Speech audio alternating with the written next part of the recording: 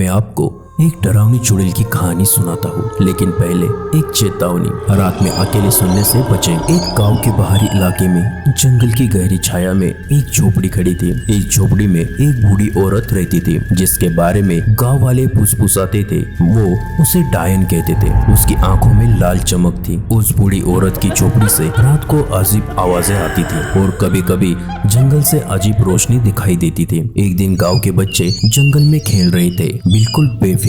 अचानक उनका एक साथी गायब हो गया। बच्चे डर गए और रोने लगे। वो भागकर गांव पहुंचे और अपनी कहानी लोगों को सुनाई। गांव के सभी लोग घबरा गए। उन्हें पता था कि डायन बच्चों को चुरा लेते थे। गांव वाले हथियार लेकर डायन की झोपड़ी की ओर चले गए। झोपड़ी के पास पहुंचकर उन्होंने एक भयानक दृश्य देखा। झोपड़ी के सामने एक कढ़ाई में आग जल रही थी और कढ़ाई में एक बच्चे का हाथ। गांव वाले चीख पड़े और डायन पर हमला कर दिया, लेकिन वो बूढ़ी औरत हंसी और अजीब मंत्र पड़ने लगी। हवा में एक भयानक गंध फैल गई और जंगल कांपने लगा।